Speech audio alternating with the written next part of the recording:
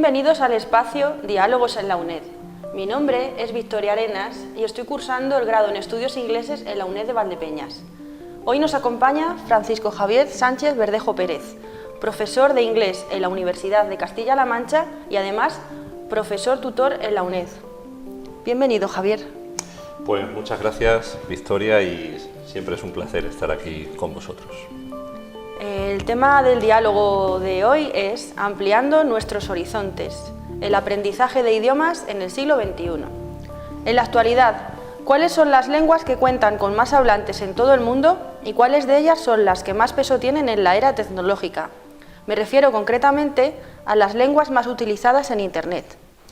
Bueno, pues curiosamente las lenguas que utilizamos en Internet y que se utilizan en el día a día, las estadísticas nos sorprenderían porque algunas coinciden, pero otras no se corresponden con las lenguas habladas, digamos, a nivel mundial. En ese sentido, no nos extraña si decimos que la lengua más hablada en Internet es el inglés, obviamente, pero curiosamente la segunda más hablada es el chino mandarín y la tercera más hablada es el español. Esto nos hace, si pudiéramos ver las estadísticas, veríamos que este orden de primero, segundo y tercero no se corresponde con las proporciones. Es decir, siendo el español el tercer idioma más hablado, los números están infinitamente más abajo comparado con el inglés, que es la lengua más hablada. Ello no implica que sea la lengua que tiene el mayor número de hablantes, sino que, como todos sabemos, el inglés es un idioma que se utiliza a modo no solo de lengua vehicular, sino también es el idioma común para muchos hablantes que, no compartiendo una lengua muy hablada, les permite estar en contacto con gente de otras nacionalidades. Por eso, las cifras del inglés cuadruplican a la del español y es un poco la razón que nos trae aquí hoy, intentar explicar y desgranar esta importancia del inglés en la sociedad de hoy y todas las oportunidades que tenemos para formarnos en cuanto a las lenguas extranjeras. Hablando de lenguas y centrándonos más específicamente en el entorno que nos ocupa, hoy en día mucha gente habla de Erasmus Plus y el marco común europeo de referencia para las lenguas. ¿Podrías explicarnos brevemente qué son? Sí, vamos a ir desgranando. Si te parece bien, vamos a hablar del programa Erasmus Plus, vamos a hablar del marco común europeo, vamos a hablar de algún otro programa como el eTwinning, que es muy interesante, pero permíteme primero que expliquemos o que dejemos claro que estos programas, siendo europeos, no podríamos entenderlos si no los digamos, incardinamos dentro del sistema español de enseñanza. Es decir, nuestro sistema educativo está conectado con estos programas europeos. Dicho de otro modo, son una especie de paraguas que convergen, ayudan, soportan, colaboran todos los sistemas europeos y, como ahora explicaremos, en el caso de Erasmus Plus, ya no solo exclusivamente europeos, sino que ya se ha ampliado a otros países. Respondiendo, por tanto, a tu pregunta, yo quisiera hoy destacar estos tres programas y las virtualidades que presentan. Por un lado, el programa eTwinning es un programa dirigido sobre todo a docentes y a alumnos que permite poder colaborar, poder trabajar con profesores, con docentes, pero también con alumnos que están en cualquier otro lugar y siempre usando las nuevas tecnologías. No existen lo que la mayoría de nuestros espectadores conocerán como los intercambios, no hay desplazamiento físico, todo se hace a través de Internet, pero sí que se puede compartir una serie de actividades, una serie de plataformas, de proyectos en común y es indudable que es una herramienta que ha permitido y sigue permitiendo poner en contacto a docentes de muchísimos puntos a nivel global. En segundo lugar, me preguntabas por Erasmus Plus. Bien, el programa Erasmus Plus, que relativamente con este nombre es bastante joven y es el heredero de lo que muchos de los que nos están viendo habrán oído hablar de Comenius o de Grundtvig, son los antiguos programas de donde venía esto, es como decía, un programa europeo, pero no exclusivamente europeo, porque ya se está ampliando a Sudamérica, donde hay varias vertientes. Voy a intentar ser breve para no profundizar mucho. Hay varias acciones, que son los nombres técnicos que tiene, que permiten trabajar, en este caso, no exclusivamente, pero sí podemos hacer estancias, desplazamientos, formación en otros países. Y una de las virtualidades más interesantes que presenta este programa es que ya no solo se limita a la parte educativa, a la parte escolar, sino que tiene, digamos, una división dirigida a juventud, una dirigida a deportes, y destacan también todos los programas dirigidos a los adultos, que tradicionalmente se dejaban de lado.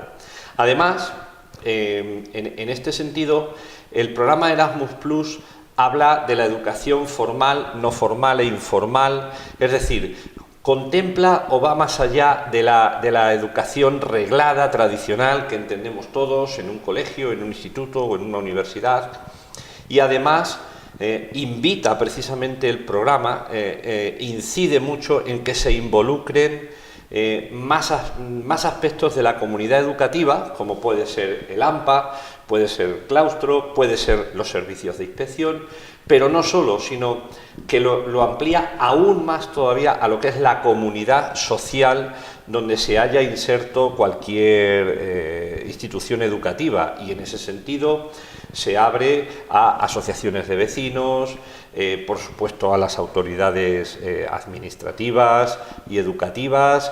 Pueden participar grupos políticos, sindicatos, dentro de cada uno de los programas, que quien esté interesado lo que hay que hacer es ver cómo se puede participar.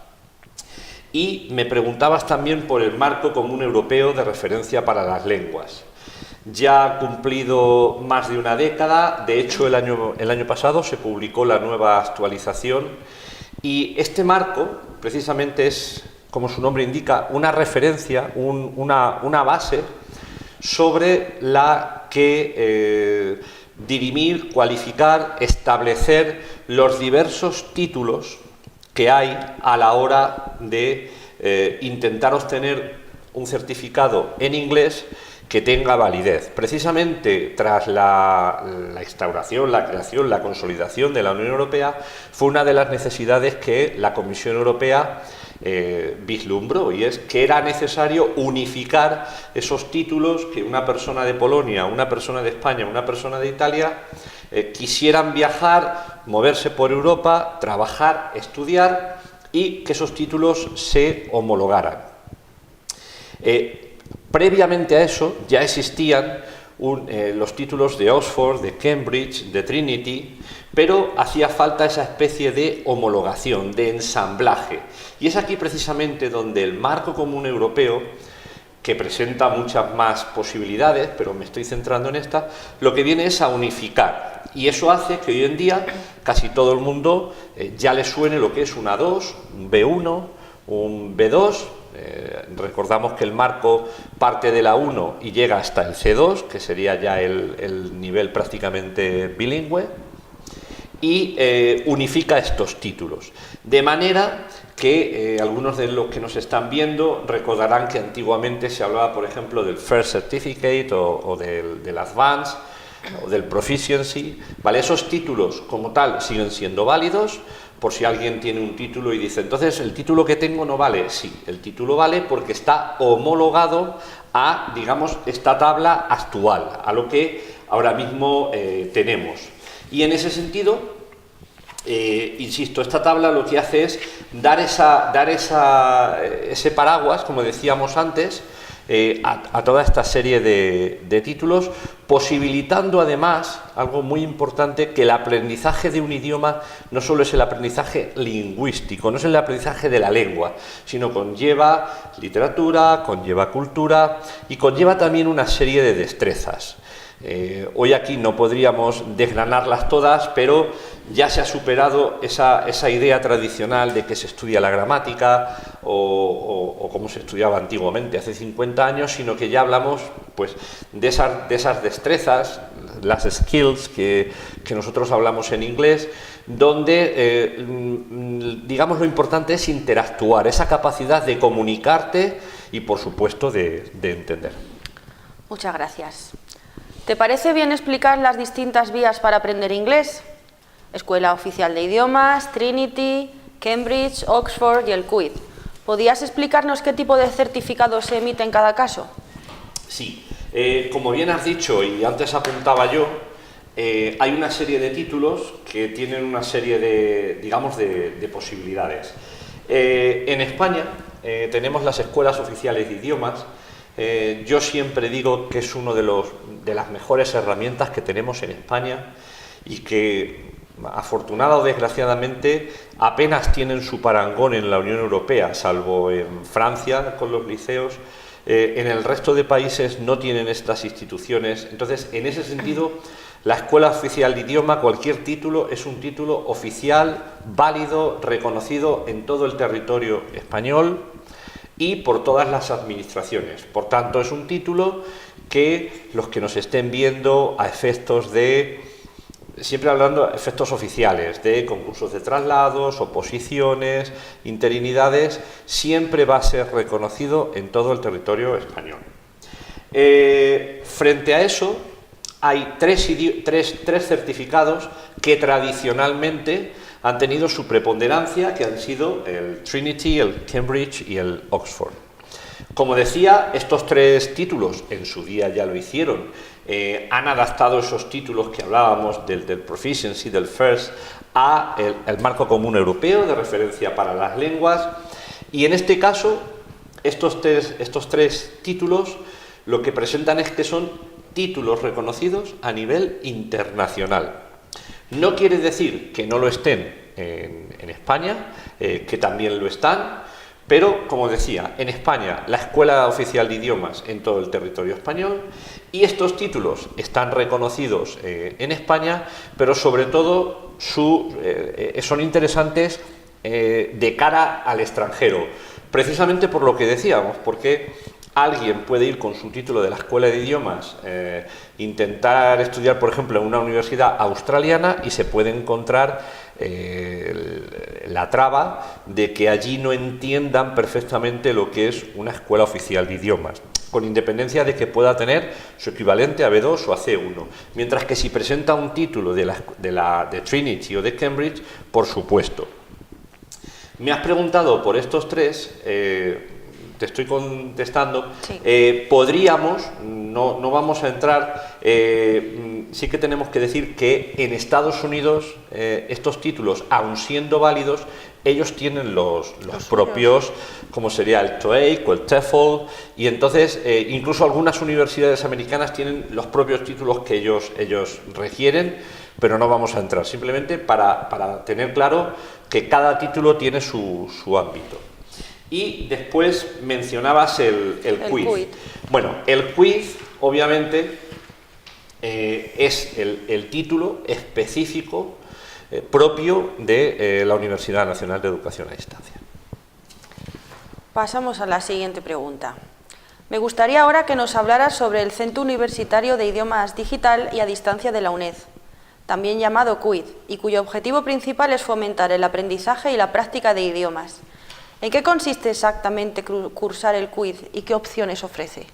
Bueno, pues el QID ofrece una oferta educativa muy amplia de diversos idiomas, quiero decir, árabe, alemán, inglés, francés, italiano, portugués, español para extranjeros, gallego, euskera, italiano, japonés, ruso. Este año, además, como novedad, se va a sumar el esperanto y el neerlandés. Entonces, el quiz es otro título reconocido tanto a nivel nacional por el Ministerio como por el Marco Común Europeo, y se trabajan todas las competencias. Solo una puntualización: tradicionalmente siempre se hablaba de 4 competencias, que era lo que conocíamos, el reading, el speaking, el writing y el listening, y ahora los que se estén examinando lo sabrán que también se habla de la interacción. la capacidad de comunicarse. Del quiz me vas a permitir que destaque una cosa interesante, que es la modalidad en línea. Obviamente, siendo la UNED una universidad a distancia, no podía dejar pasar esta posibilidad de ofrecer la formación en un idioma en línea. Eso quiere decir que todos los alumnos que se matriculan bien pueden asistir a un centro asociado donde van a tener las tutorías los días que sean, pero además van a tener siempre un tutor en línea con una serie de herramientas dentro del curso virtual. Como decía, los alumnos que no elijan esta opción van a tener sus clases presenciales con los profesores en los centros asociados. Para terminar, te voy a pedir un consejo. ¿Cuál sería el primer paso cuando no estamos seguros en qué nivel matricularnos, cuando no partimos de cero en una lengua y nos gustaría iniciarnos en su aprendizaje? Bueno, pues yo con esa petición que me haces, te voy a contestar con un consejo, que es que cualquiera que esté ahora mismo valorando la posibilidad de matricularse en el quiz, lo primero que le diría es que se acerque por aquí, por el centro, que hable con nosotros, que hable con los profesores, que vea, que se le explique in situ y que vea cómo son esas tutorías, que suelen durar entre 1 hora y media y 2 horas. Recordamos que en nuestro centro las clases del quiz son los jueves y que se imparten los niveles B1, B2 y C1. Además, aquí lo que tenemos es que para seleccionar el nivel de idioma, lo suyo es que entre en nuestra página web cuando se vaya a matricular, porque tenemos disponible una prueba de nivel. Esto hace que nosotros, como docentes, nos podamos adaptar al nivel y a las necesidades de los alumnos de manera más específica y, por supuesto, que se vean aumentadas las posibilidades de éxito de una o de varios idiomas de los que se vaya a matricular. Como decía, es importante tener en cuenta que la UNED es la única universidad con una tradición, con una gran experiencia en la formación a distancia, que es cierto que hoy en día la ofrecen la mayoría de las universidades españolas, pero la naturaleza, la esencia de la UNED precisamente es la educación a distancia para todos aquellos que no pueden asistir todos los días. Por tanto, la metodología está específicamente diseñada para todos aquellos que no pueden asistir, y en ese sentido, como decía, me permito terminar esta intervención recalcando, incidiendo que por favor se acerquen por el centro, que nos pregunten, que vengan y que vean que la formación en idiomas es posible en la UNED con la metodología que tenemos implantada. Ha sido muy interesante escucharte, Javier. Muchas gracias. Muchas gracias a vosotros.